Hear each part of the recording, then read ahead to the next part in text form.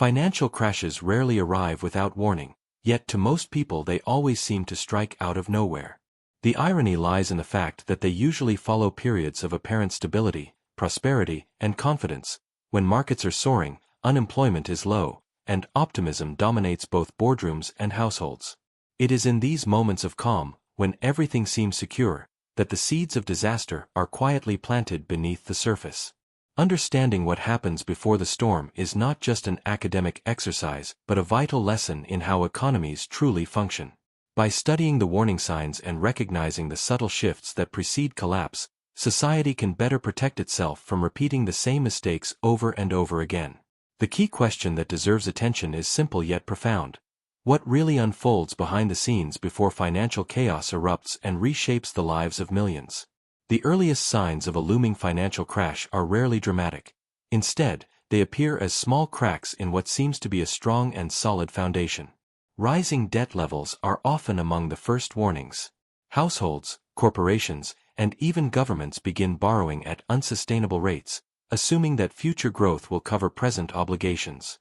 Alongside this, asset prices, such as housing, stocks, or commodities, start to rise far beyond their real value, fueled more by speculation and investor excitement than by actual economic fundamentals. Slowing economic growth can also quietly signal trouble, as consumer spending and business investment begin to plateau while debt continues to rise, creating a dangerous imbalance. Yet, despite these clear signs, policymakers, investors, and ordinary citizens often overlook them. Optimism, denial, and even greed cloud judgment, convincing people that the boom can last forever. Governments may downplay risks to maintain confidence, while investors convince themselves that the market has found a new normal. Everyday families, caught in the optimism, may continue borrowing or investing heavily, unaware of the risks. By the time these cracks deepen enough to draw attention, the foundations of the economy are already fragile, leaving little room to prevent the inevitable downturn. One of the most powerful forces that drives financial crashes is human psychology, particularly the dangerous mix of overconfidence and euphoria. During periods of rapid economic growth, investors begin to convince themselves that they have entered a new era where old rules no longer apply. The famous phrase, "this time is different," becomes a mantra, repeated by analysts, media outlets, and even policymakers. Stock markets climb far beyond their actual fundamentals, with prices driven not by solid earnings or productivity but by the belief that they will simply keep rising. Risky investments that would normally raise red flags become normalized, as people assume the upward momentum will protect them from losses. History offers countless examples of this pattern. The dot-com bubble of the late 1990s saw companies with little more than a website valued in the billions, purely on hype and speculation. Similarly, in the years leading up to the 2008 financial crisis, housing prices skyrocketed as people believed real estate values could only go up, encouraging reckless lending and borrowing. In both cases, overconfidence blinded investors and institutions to the underlying weaknesses. The illusion of endless growth created an environment where the eventual collapse was not only possible but inevitable. While market behavior plays a major role in setting the stage for financial crashes, government and central bank policies often add invisible layers of fragility. Low interest rates, for example, can encourage excessive borrowing and speculative investment, fueling bubbles that eventually burst. Loose regulations, intended to stimulate growth or innovation, sometimes allow financial institutions to take on far more risk than is sustainable, hiding dangerous practices behind complex financial products. Political decisions, such as bailouts or short-term stimulus measures, may provide temporary relief but can also create a false sense of security, leading investors to underestimate risks. These vulnerabilities are particularly deceptive because they remain hidden during times of prosperity, when the system appears stable and profitable. It is only when an external shock tests the system that these weaknesses are revealed, showing how seemingly well-intentioned policies contributed to a fragile foundation waiting to collapse. Debt is a powerful tool for growth, but when used excessively, it becomes one of the most dangerous forces before a financial crash. Banks, corporations, and households often take on unsustainable levels of borrowing during periods of economic optimism, convinced that future profits or incomes will easily cover repayments.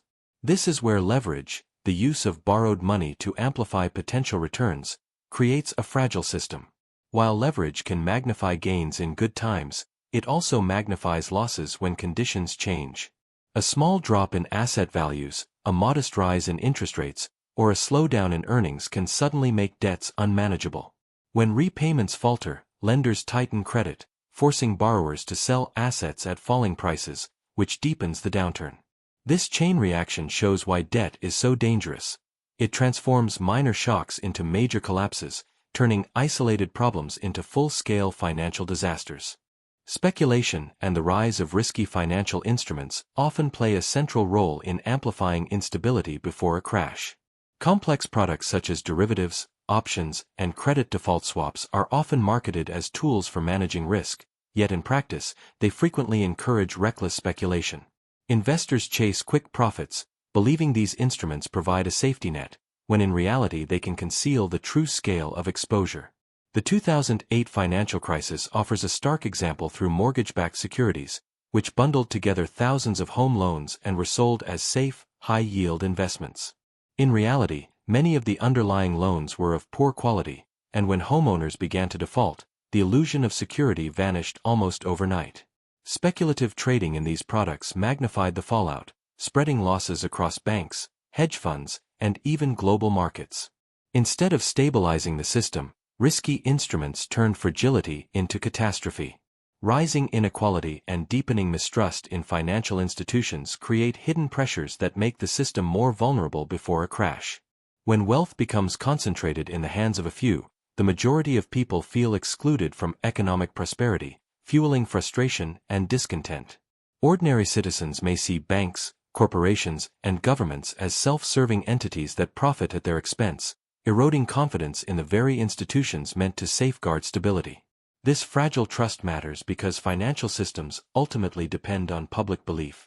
Belief that money holds value, that banks are safe, and that markets are fair.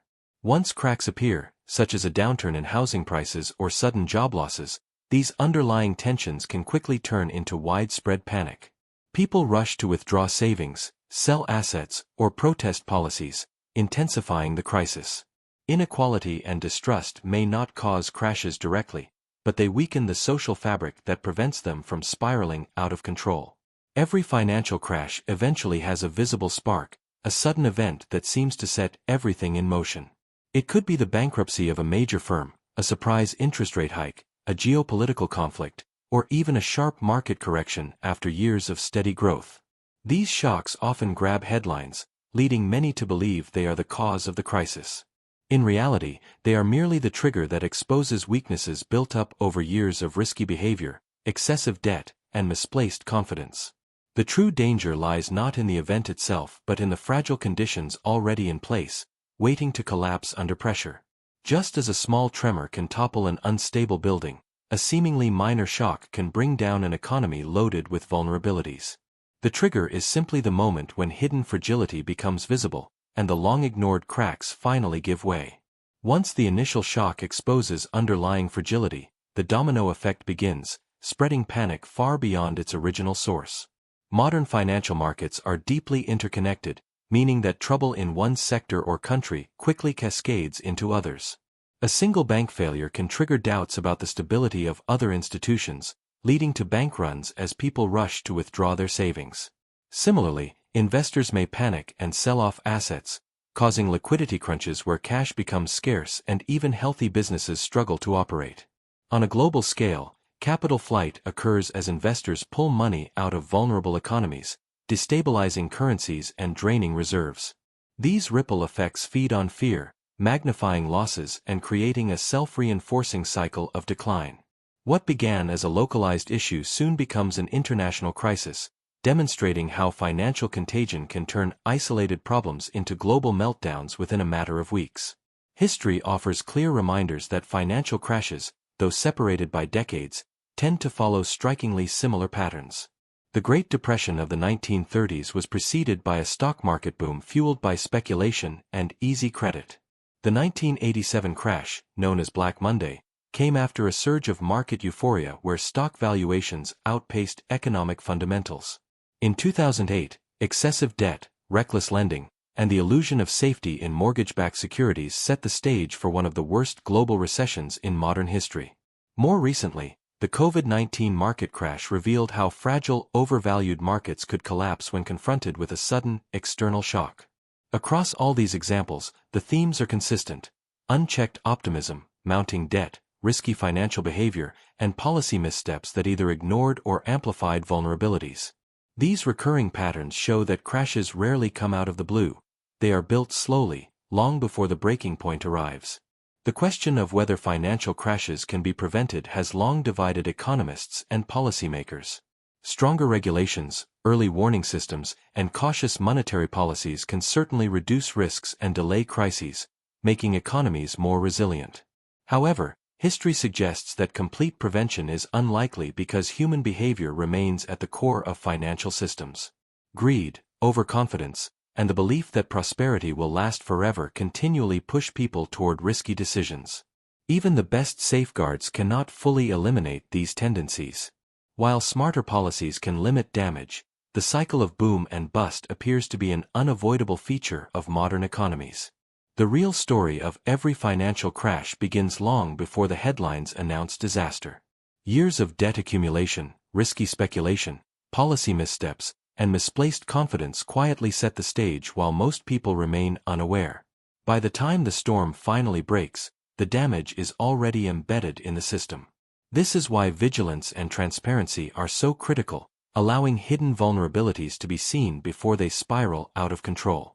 Learning from history and recognizing repeating patterns can help societies prepare, even if crashes cannot be entirely avoided.